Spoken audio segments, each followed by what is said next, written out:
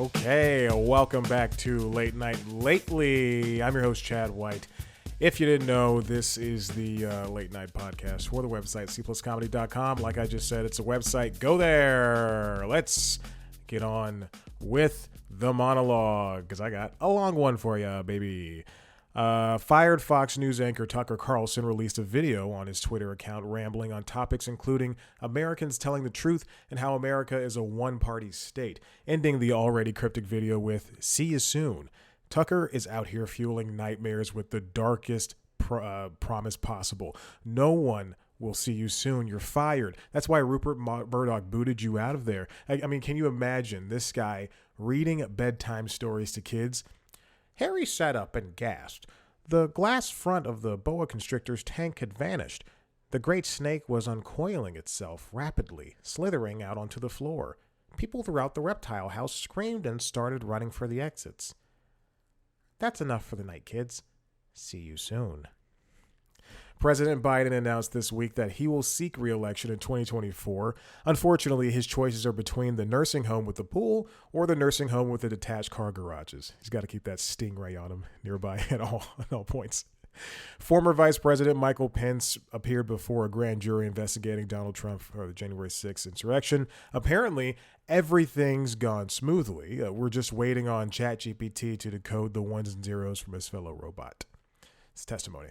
The NFL celebrated its first night of the 2023 draft, and wouldn't you know it, all of the players thanked God and their mothers while also spouting the phrase of the night, "I wouldn't be here without her." And with that, I won bingo. Check. First, finally, 4 passenger planes struck birds in 24 hours this past weekend. Amid the engine failures and delays in flight, the worst thing about the entire situation is that I still had to throw away all of that shampoo I just bought. You still got to carry on tiny bottles. And that is the end of the monologue. Late Night Lately episode, what did I just say? 9. I have to start the timer because I forgot to do that. And when Chad gets rolling, oh, baby. We're in it. We're in it for the long haul. Okay, so we have a lot to talk about. Mainly the Corden's final week. So let me pop open YouTube. Let me mute the computer and get to the things I want to talk about. So this week, Desi Lydic hosted The Daily Show. She was, might I say, just fantastic. I mean, ever since D.L. Hughley hosted, who was the weakest link, they have not had any bad people. I would just say D.L. was probably the weakest link out of everyone. And then everybody else did a great job. But it's just she is just a charismatic person. It was so fun to watch her deliver jokes. And I mean, not since... Well, Samantha Bee, obviously Chelsea Handler did the show too, but not since Samantha Bee did I feel that a woman taking on late night just felt so right. Again, Sarah Silverman, Chelsea Handler, Leslie Jones, Wanda Sykes, they were all wonderful. With Desi, it felt like, because she's been a cog in the machine. She's been a part of that for such a long time that. Yeah, that it also just felt it had a different feel compared to those other 4 people with bigger platforms. Let's just say that. Desi Lydic, fantastic.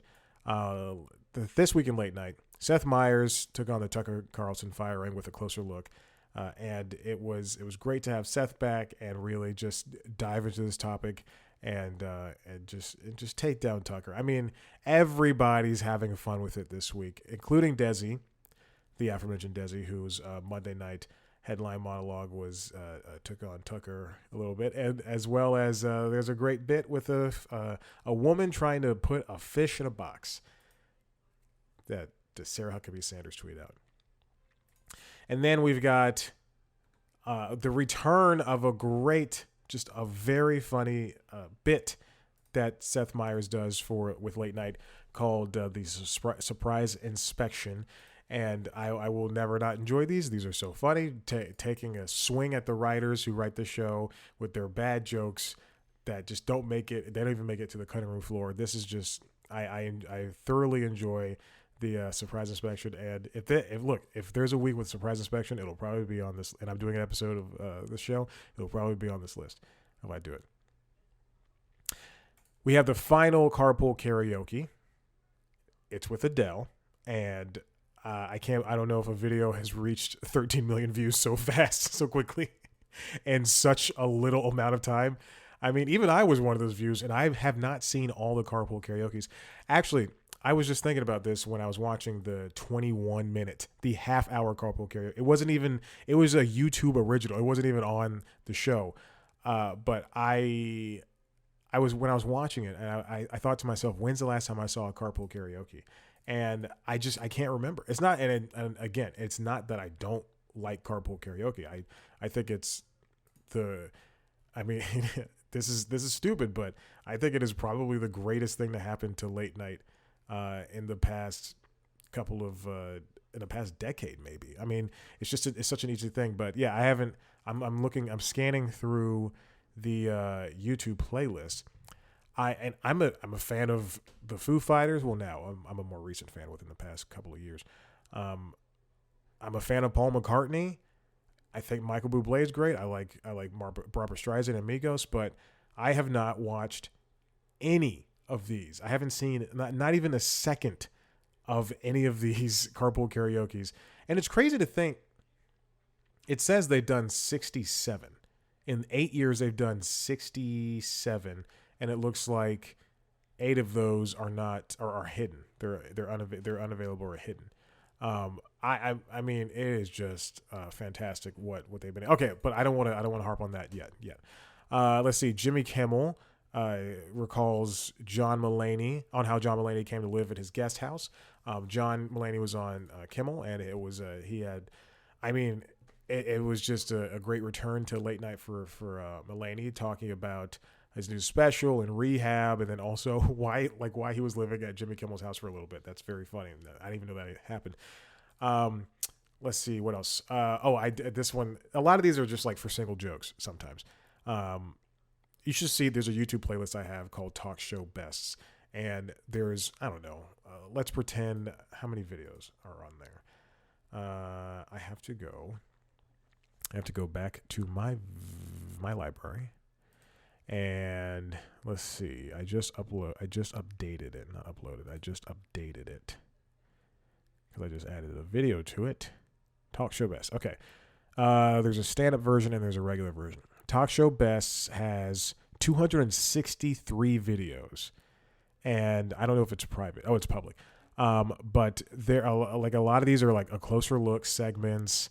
They're just interviews sometimes, and sometimes they're just like one line in all of these because it's just so funny. Like there's a Jamie Foxx interview from Stephen Colbert from 4 years ago. I don't know what's in that video, but I'm pretty sure if it was funny enough for me to add it to this, then it's funny enough for it to live here. This anyway. So this one was for one joke. Jimmy Fallon talks to Joe Biden. And there's a really good Wordle joke. There's just a fan he had a fake interview with Joe Biden that was made up of clips, but there's a great Wordle joke in there that I didn't understand at first, and then when it solved, I thought it was just such a funny not classic, but just a very good joke. And then Guillermo hosted his own show on Jimmy Kimmel Live during the middle of Jimmy Kimmel's. It's just, I think his monologue. It's so stupid because I was making lunch and then I look up and I see Guillermo's on the screen, and then Vin Diesel stopped by as the guest, which is great because Guillermo also delivered, which is great. Also, Guillermo delivered a monologue. Not great because, but great. And then finally, Amy Poehler and Seth Meyers just had a great time being best friends, talking on Late Night with Seth Meyers. She picked up a check, and she thinks she was hypnotized, and she's just such a great talent. I can't believe that we are graced with her presence. And that is it. That's all I want to talk about for this week in Late Night. Okay, now let's get to the main topic at hand. James Corden had his final week for the Late Late Show. And in fact, I think that is the last time we will see the Late Late Show ever, which is unfortunate. I really enjoy the Late Late Show for what it is. And I mean, each incarnation has been different. And I think that it is the only place in late night where you can do things for no money at all. And James has proven that you can do things with no money, or just have a guest panel and instead of one guest at a time, and just bring in the viewers, and it really brought in, for better or worse, a younger set of people, of viewers, who can watch late night and can enjoy late night. I mean, he and Fallon, their demographics are way different than the demographics of Stephen Colbert and Kimmel, who I'm throwing in there as the older demographics. What 18-year-old is going to be like, I got to watch Kimmel? And then, the viewers of color, they're heading over to the Daily Show. But I look at Corden, and say what you will about the man. I understand that he went to the Writers Guild meeting, and he was like, he advocated this. I don't know the entire story, but he advocated for not paying writers more or something like that, something along those lines. And then also we've heard stories of him being an insufferable person, a diva. However, I'm not excusing any of that. He is still a good talent. He knows how to put on a show. I mean, at least there's that. And it is. I mean, and also, as much as I did not like CBS hiring another white guy to take on late night, he has done some innovative things when it comes to late night, and that's Carpool Karaoke. He's brought musicality to late night in such a way that there hasn't been with any other show. It seems like fun above all else. It's like the Graham Norton show, but with music, and also less entertaining. And way less drunk. So this past week, actually, I'm just going to scroll back. These past couple of months have been, watching from a cursory glance, and then as time grew closer towards the show ending, I started paying more and more attention. Attention, not intention. But I just. The interviews have been lacking. Let's be real about that. Looking at the views of them, looking at the pairing of the people, they tried to, and I'll point this back to Graham Norton, the other British person hosting a talk show. But when you look at Graham Norton's show and their ability to put people together, let's say Dame Judi Dench and Keanu Reeves. And then, Pedro Pascal, like if they can grab people and put them together and just make the audience and the audience in studio and the audience at home feel one, there was kind of a disconnection between, at least on my part, for me watching at home, watching on YouTube or watching, on cable, and the audience there, because they just seemed so happy-go-lucky to laugh at anything, to clap with anything, to enjoy anything. Even with, quote-unquote bad episode, they would leave going, man, that was the greatest thing in the world. We got to see Ken Jeong and Ben Schwartz, which I don't know if that was a good episode or bad episode because I never saw the clips. But it's, I do think that what they lacked in the interviews, and also, what they lacked in the interviews was made up for with everything else. His interviews, when it was one or two people, I think it was better. When it's one person, oh my gosh, like that, you could really focus in and hone in on that person. But Corden bouncing back and forth between people, having a cue card in his hand and just like going, and you did this. Oh, but you did this. that never felt real and natural. But then again, back to Graham Norton, he bounces around too, but that feels like fun and like as if the conversation is flowing, and he never really ties things together, even though that does happen. What else? What else happened this past couple of weeks? They did Spill Your Guts again. That was great. We still had trailers for the Carpool Karaoke, the series. I don't know if that's going to continue going, but I would assume as much. Let's see. Oh, okay. So the big three things that happened in the past week include the last episode, the Adele Carpool Karaoke, and there was a primetime special with Tom Cruise that you can watch on YouTube, which unfortunately is not on Paramount Plus. I tried to watch it on Paramount Plus, and it was not there, so I had to come to YouTube to watch it, where I also watched the Adele thing, and where I did not watch the last episode because I had it recorded. Let's go with the Carpool Karaoke. It was great to see him and Adele. He and Adele actually like have a relationship. They're friends, and she cried and he cried obviously, but they were a part of each other's lives, and that was they went on vacation together. They were really good friends, and that was great to have and to be a part of. You know, It's so funny to like watch Carpool Karaoke. Sometimes they don't drive. You knew Adele was driving at that point.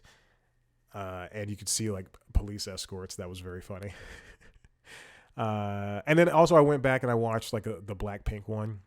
And I saw a second of the Bad Bunny one apparently, because I think that's halfway through. But maybe that was before the Adele one. Again, I never, if I clicked on that one, then I watched it for 3 seconds.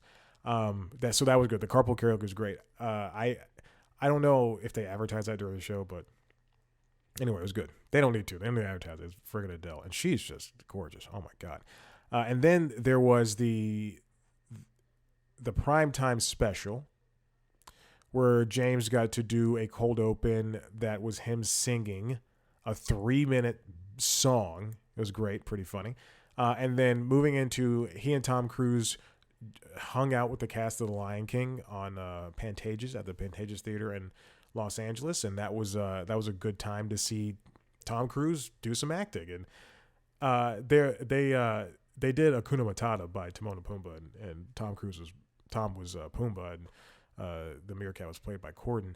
I wonder, they were showing reactions of people in the crowd, and it makes me think, would you recognize Tom Cruise if he was wearing a big warthog hair piece, and you could I see Tom Cruise, I know who he is, but if he was just a guy in a hat at Target, like apparently he was all those years ago, where he just went through it. There's a video of him walking through Target or something like that, and I don't know, whatever. Anyway, then I wouldn't know. I'd just be like he would just be another man to me, another human being. But it was funny. It was funny to see them sing and the practice. But there was this recurring bit of like Tom can't do like improv. Neither can James. But there was this recurring thing of Tom going, I can't do this. I can't do this. I can't be here. I'm not built for this. Something stupid. Anyway, it was nice to have a final moment with Tom Cruise. So we got Adele and Tom Cruise. And then the final episode was Harry Styles and Will Ferrell. Why do we have Harry Styles and Will Ferrell? I just don't understand. The episode was genuine and from the heart, and I enjoyed it. It starts with him being locked, with Corden being locked in the stairwell. And then we get to see him run out onto the stage for the last time. Everybody's clapping for him, enjoying the time. We also got a special video from Joe Biden. I just remembered that. That was very funny and very sweet to have the president do this. And now some people would be like, the president shouldn't be doing this. That's such a that's a cool thing. But if Trump was still around, Like that would be so like he would Trump would like beg for things like that. Oh, please let me have this.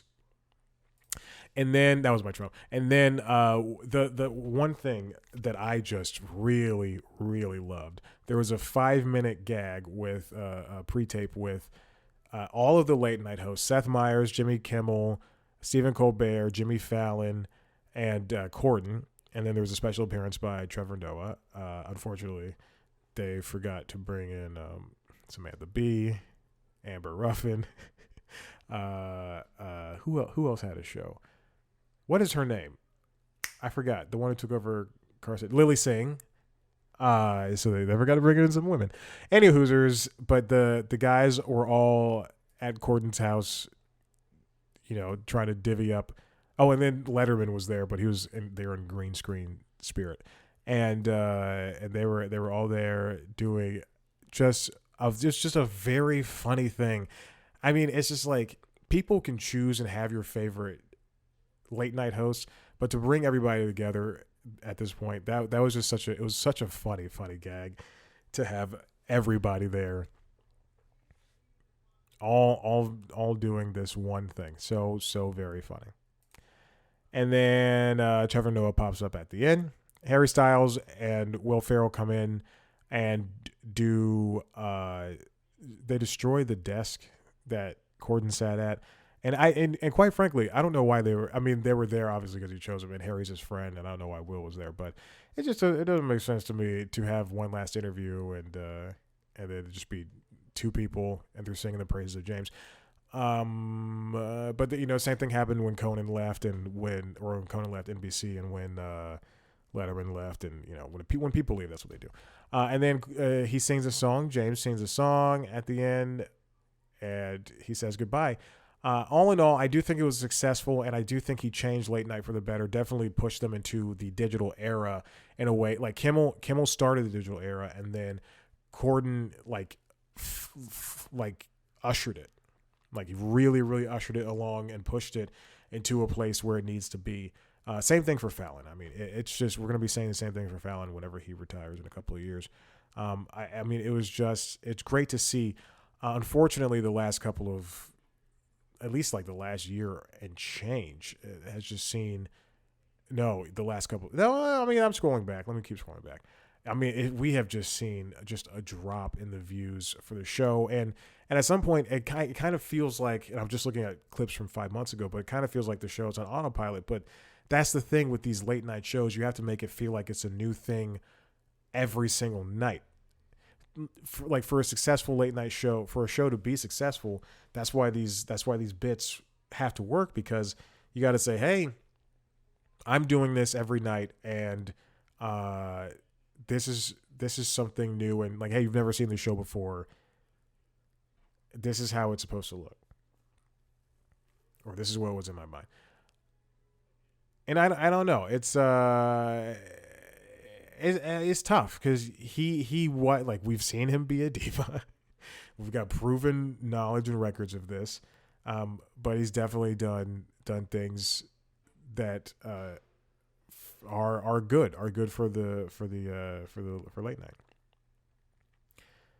Will the late show as a whole be missed? Yeah, it will be. It's gonna be something. It's something that has been here for a very long time, and we are. I mean, it's an institution going away, and will at midnight be able to take over that slot and prove that late night can still be a viable option, late night type things? Because I mean, at some point, it kind of like at midnight, if you kind of think about it, if it was never a show before, you just have the concept, it feels as if it's one thing, one sketch premise on a late show, on a Tonight Show, on a late night, on a Kimmel Live, and it's just you get three comedians and you do jokes about the topics of the day. But can that sustain a time slot like 11 or 12:37? even if it's 30 minutes or if it's 40 minutes, an hour. Will it be able to do what CBS wants it to do in lieu of not bringing back the Late Late Show? Because again, I don't think Late Late Show would cost that much money. Why? I don't see why forcing it out of here. If you want it to do better, if you want better views and everything, then shake it up reinvent it. Shake it up with somebody new.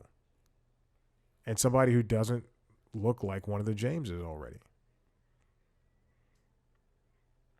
I mean, the faith that they're giving to The Daily Show to possibly have two hosts or to even do this guest hosting thing. I mean, look at the guest hosting when the Late Late Show, before they chose James Corden, look at the guest hosting there.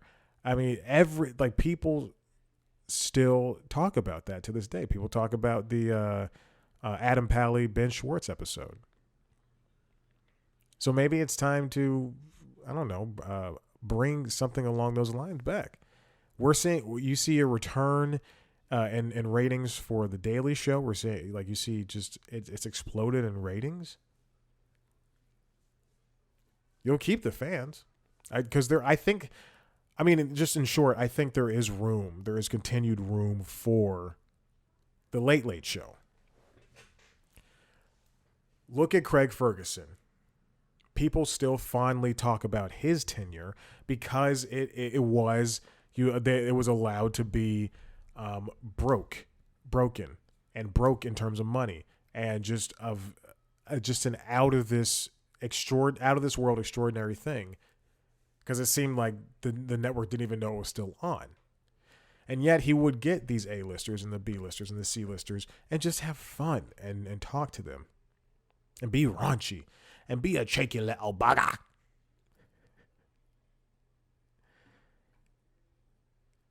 In short, Late Late Show with Corden, success. It was a success. And I mean that's all I can think about in terms of this show. I mean, I don't know. He's going back to England, and he's taking the history of Late Late Show with him. I'm trying to scroll back and see when's the last time they had consecutive, triple digit numbers on videos. When I was a young warthog. I mean, just hearing Tom Cruise sing. When he got up on stage, I thought, I don't know if this guy's going to be able to do this. He was down, though. He was very down. I'm a year back right now, and it doesn't look like they've had consistent numbers for a long time. Because unfortunately, that's what really matters, is these numbers, and it's so stupid. So stupid. Anyway, it was great to see that happen. Listen, if you like what you heard here, and you want to see a video version of the show, go to youtube.com/C+Comedy. Or hold on, let me start over. If you like what you heard here, head to cpluscomedy.com, where you can see where you can listen to other podcasts, including the LinkedIn logs, where I try to become the #1 LinkedIn influencer, as well as an OnlyFan, #1 OnlyFan. You can listen to the Constitutionals podcast, which is the premier entertainment business news podcast for the website. If you want to see a video version of the show, head to youtube.com/cpluscomedy. I also talk to comedians on cpluscomedy.com, and I have interviews called The Interviews that live, the video version, live on youtube.com/cpluscomedy, and you can watch our premiere show, video show News Time, which is like The Daily Show, except way less funny. You can follow us on TikTok, Twitter, Instagram, Facebook, all those platforms at cpluscomedy. Follow me at Chad Black White. Thank you for listening. Good job on 1,200 episodes, Corden. And we'll see what happens in late night next week. Okay. Bye.